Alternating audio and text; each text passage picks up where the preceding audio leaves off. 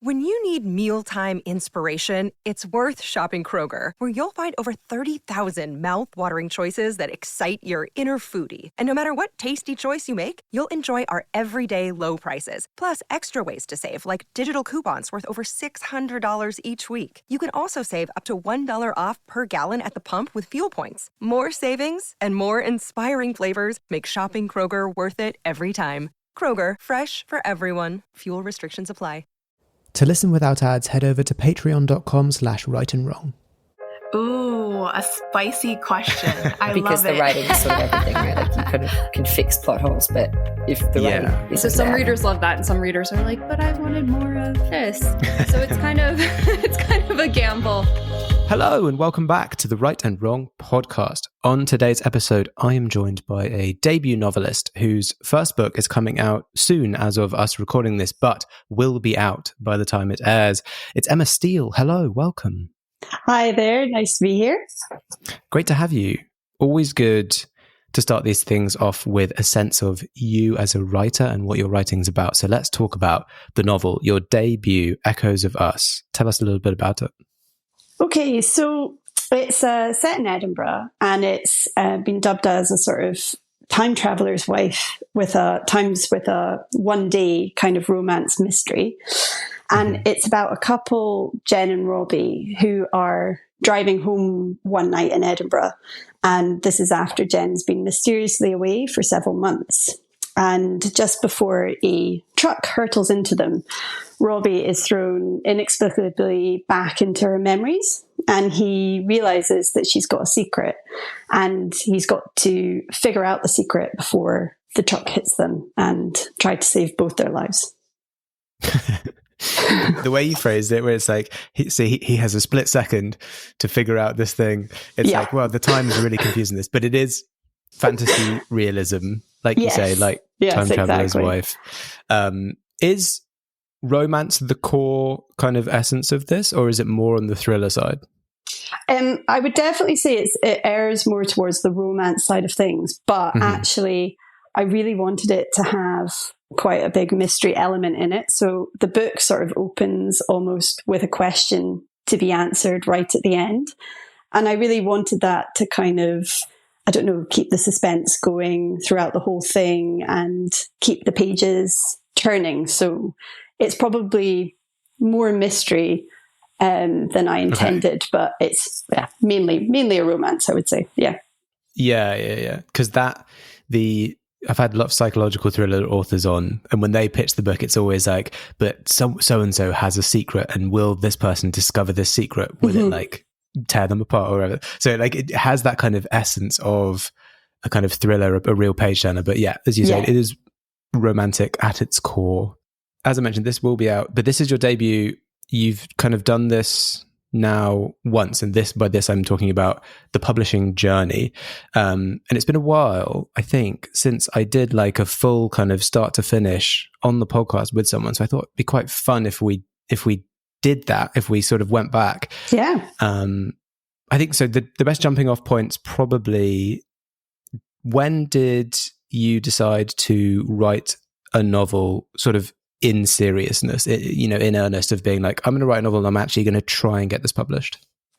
I think, well, it's a bit of a funny one. I think it was after I'd had my first child, and unlike my second one, who really was a terrible sleeper, my first one, actually, she really was a terrible sleeper, did not sleep at all. But my first, amazingly, did sleep. And so I kind of found myself in the evenings quite a lot.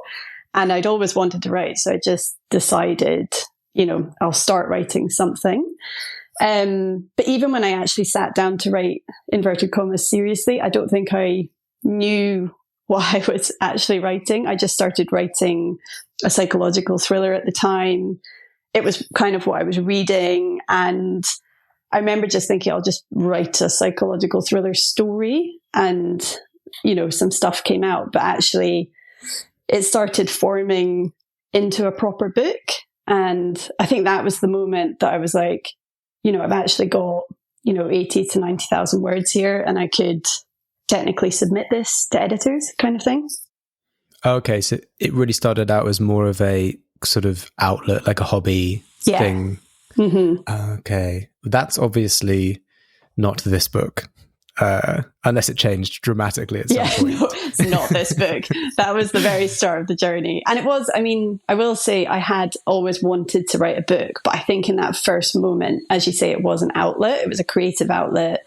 I just really wanted to write and get lost in a story of my own. And so, yes, it started as that sort of hobby thing, but I could feel it turning into something that I wanted to, I guess, achieve something with and turn it into something else.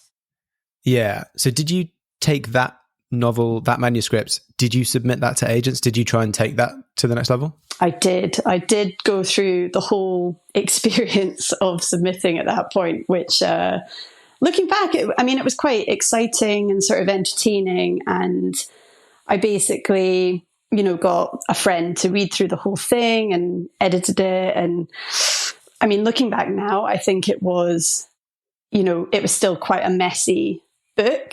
But I went through and I checked through all the agents, I made my lists and all that kind of thing, and then started sort of sending out in batches. And the good thing was that I did start to get some full requests, which was, I can still sort of remember the first full request I got. And I think I sort of did that thing where you're like, oh, that's amazing. Okay, that's great. I'll just publish a book and, that's fantastic. And it'll all work out. And that's wonderful. And then, sent off the full manuscript. And then you kind of get that silence. You're like, well, what happened? And no one tells you, what happened to the manuscript or what's going on or anything like that. So I sent out, I think I maybe got kind of 5 full requests in total, which was really good looking back. And I also got that's amazing. It was great. That was the thing. It was exciting. But then you kind of get the notes coming back in over the course of months. And I could basically just see that I had more work to do. Like I thought what I'd written was working, but actually I was like, you know what, I've got work to do at this point. Yeah. Yeah. Did you get a lot of feedback from those full requests? I got some, and actually, I won't say the name, but actually quite a big agent was particularly helpful. And I always kind of think, they're just super nice people. And a lot of them are, very constructive of what they say. And she was kind of giving me tips and pointers in, bigger twists and keeping things concealed and all that kind of thing. So I felt quite buoyed after it, even though I hadn't, obviously got an agent out of it. I felt like, I knew what to do next, if you know what I mean. Yeah.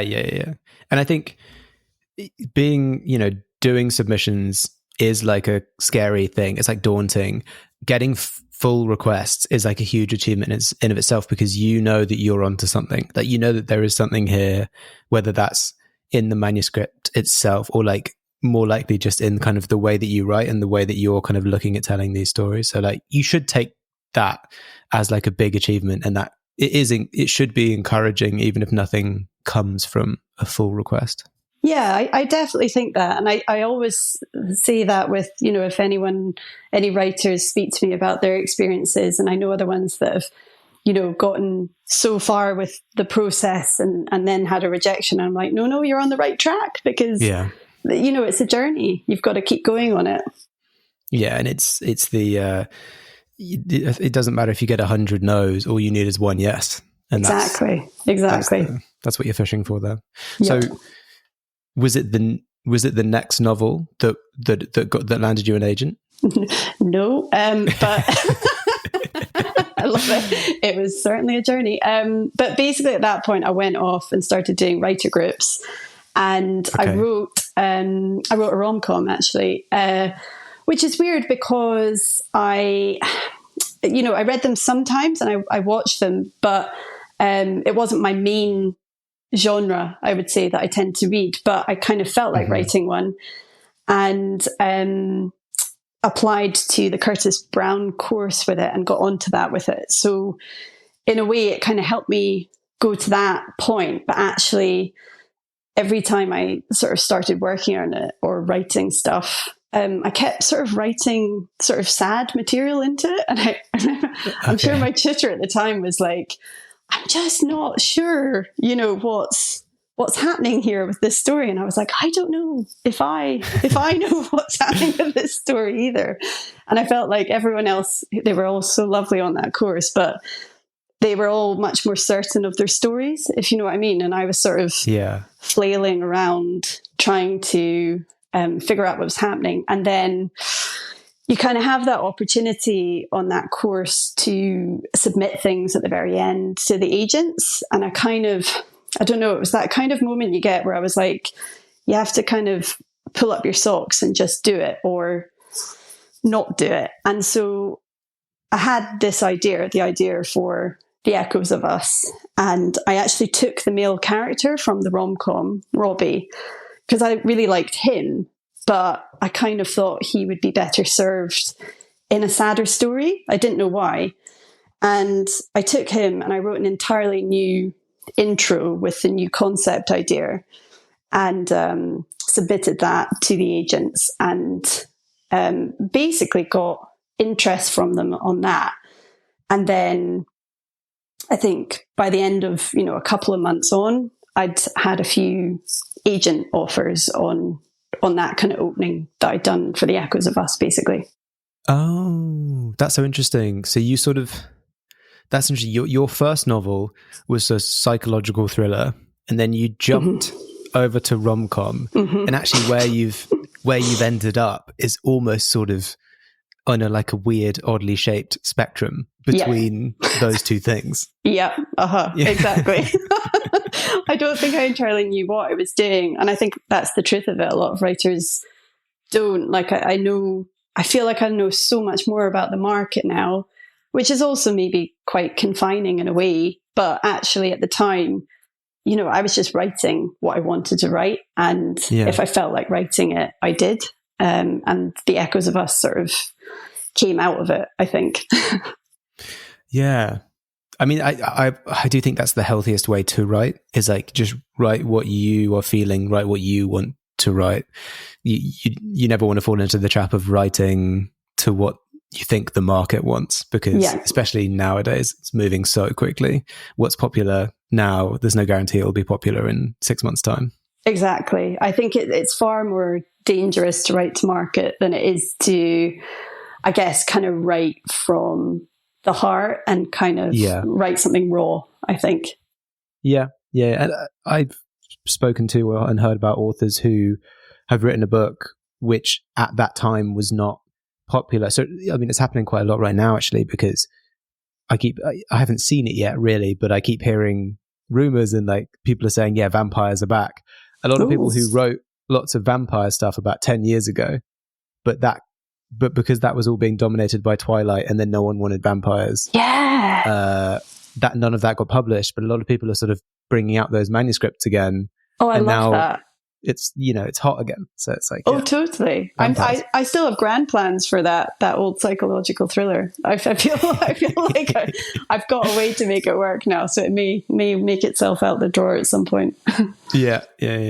So you mentioned that you actually had multiple agents asking about this, what has become your debut novel. I know the title changed at some point, but Echoes of Us.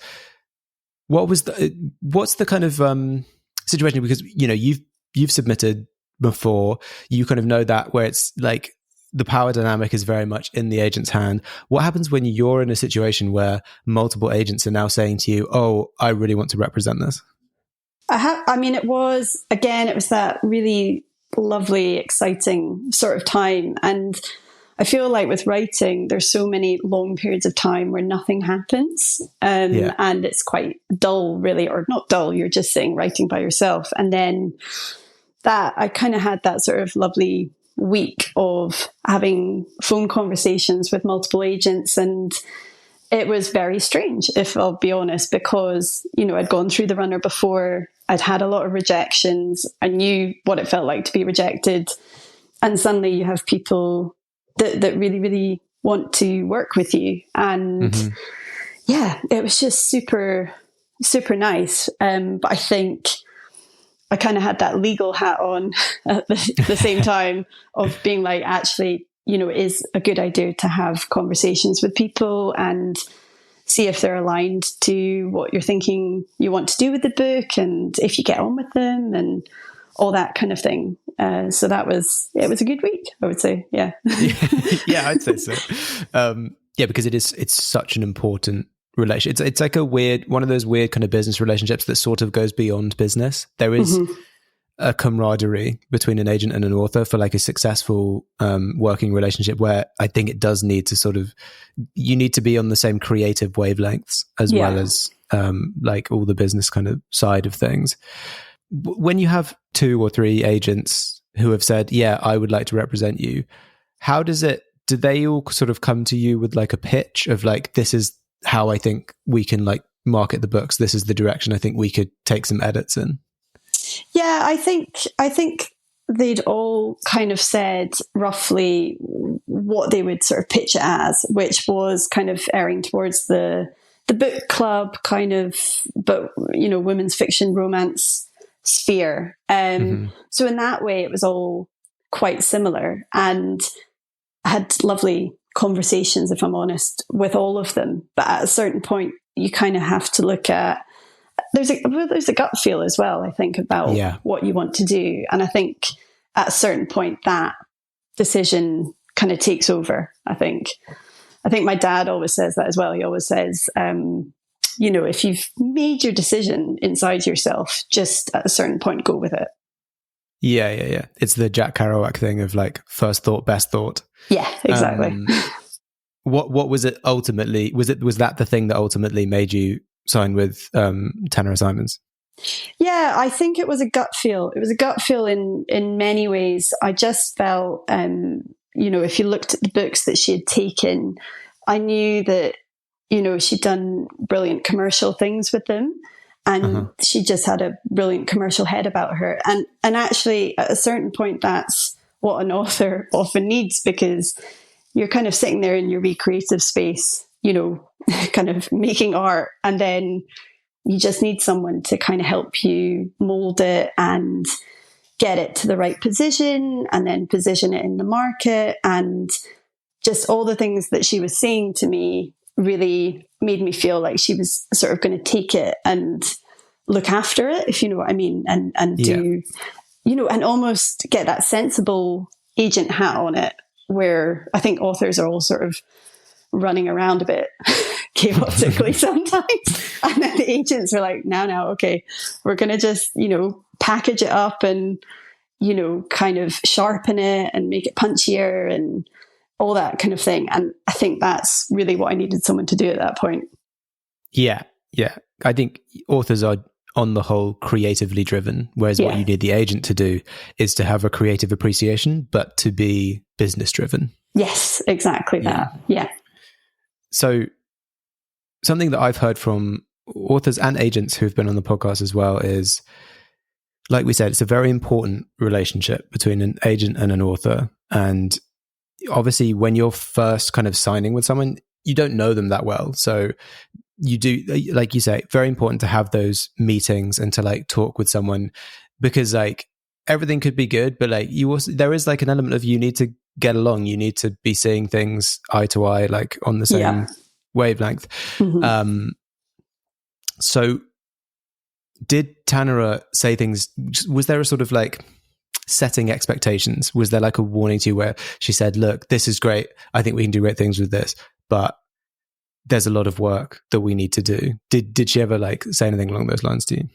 I was just laughing there, because I think even the side book I just did, we've done 5 rounds in it. So I'm like, there's definitely been a lot of work. So she's really good in that, you know, she'll keep going and keep critiquing and editing, well, not editing, but critiquing and suggesting edits until it hits a point where you can tell that she's happy with it, if you know what I mean. And I think the more you work with someone, the more you sort of start to understand when they've hit that point. Because I've definitely had times where, again, I think the book is in a good position, but actually there's still something that's niggling at her. And I fully trust her on this, basically, which I think is incredibly important, that she will tell me when it's clicking and when she's kind of getting that, I don't know, that kind of it's done feeling. And I think it's a really cool sort of part of the process, and particularly more and more as you go on, I think, working with an agent, that you really start to understand when they've kind of got that feeling about the book. And then that's exciting for me as well, because then I'm like, yeah, it's the right time for it to go out, basically. Yeah, it's sort of like a chain, I guess, where you're kind of editing it, you're writing and editing to try and get it good enough for your agent, who is going to say it's good enough when they think it's good enough for an editor. Yes, exactly. Yeah. That's the thing. And that's before, it's even gone to editors as well. So well, exactly. Yeah. It's running a gauntlet with them. But the agent, they know the market. They are having these conversations with the editors. And so no matter what me or my mum or anyone else thinks about the book, you have to be able to trust your agent that they know what's working out in the market at the moment. Yeah. And as you say, like, as much as you edit it, you're then going to be put with an editor or a publisher, and you're going to have to do a whole round of new edits. Yeah. So that's just all how it over is. Again. So like, when I speak to people outside of publishing, I have to like qualify these things where it's like, okay, so there's like two kind of separate rounds of submissions. There's authors submitting to agents, and then there's agents submitting to editors. Mm-hmm. How did you find the process of like just being kind of the author, and you're like on the periphery, but you're not really in the loop so much when your agent is submitting to editors? How did you find that kind of sitting and waiting process? Because I know people who tackle it in a different way. I know people who tell their agent, look, I don't want to hear anything unless it's good news. And I know other people who are like, I want to hear every single thing minute by minute. Tell me what's happening. I think, I'm quite an anxious person anyway, at the best of times. So I will say it was, I find the whole thing very anxiety ridden, but it is just now part of the process. Yeah. You kind of have to go through. But I will say, you can just ask for what you need in a way from them. So I really wanted to, see the full pitch that's going out and see the list of editors. And I think that sort of thing is really helpful. So then before it even goes out, you're sort of, you have a rough idea of what they're doing, where it's going, what's going to be in that email. And then, basically, I would sort of check in probably quite quickly to see how it's going. But actually, I think it's just a completely natural response. I think most authors would be strange if they weren't sort of sitting there refreshing their emails and waiting for something to come through. So it's a process, I would say, in itself. You know what I think it is? I'm thinking of my friends who are authors who have that kind of agreement where they're like, don't tell me anything unless it's good news. They are not debut novelists. No. And I think that could be the big difference there. Like, they've had one or two books out already. So they're like, I know how this works. Just don't tell me unless it's good news. Yeah, I think maybe I am a sucker for punishment, because I do like to have the full vision, I would say. So, I've seen rejections on books, and I've read them all through, and I like to know what they're calling out as well, because part of me also thinks the whole thing is a process, and you also learn from each book that you do. I think, it's quite incredible, I would say, if your very first book is the best book you ever write. And actually, for future books, you kind of want to keep building on what you've learned across the years. So I'm probably I like to know most of the information, is what I would say. Yeah. I feel like this might be inherited from your work as a lawyer. Yeah. And needing to have all the data. Yeah, I'm like, tell me everything so we can actually deal with the realistic situation as it is, kind of thing. Yeah, okay. Definitely.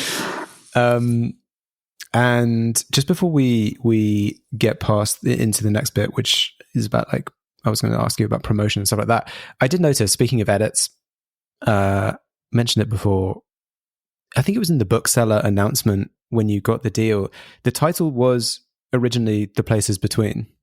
Yes, it was. When did that change?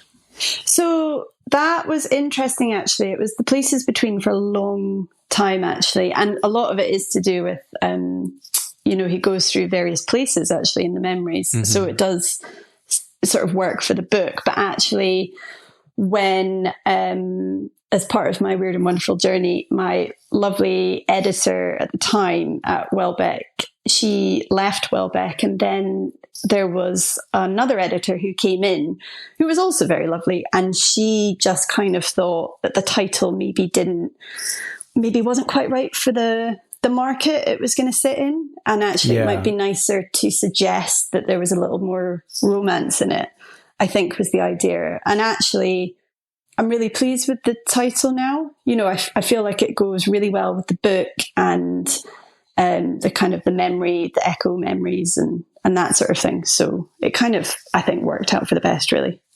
Yeah, for sure. That was going to be my guess. I was going to say, was this genre related? Because I think The Places Between is a lovely title if you know what the book is about. Yes, I think that's the thing, because otherwise, I think there's a TV show that's sort of a similar sort of name, and I think it's about traveling. So I can understand that there is traveling in the book, but then I can totally see this is all part and parcel of learning about the whole industry as I've gone along, is you do have to, at a certain point, try and figure out roughly which market you're supposed to be in, because that will make things easier, I would say, longer term. Yeah. And I think Echoes of Us is like, if you were to tell someone that's the title of the book, the title of the story, for me at least, I would be like, okay, if I were to guess, this is romance, but this is also like drama. This is not necessarily like, this is not a rom-com.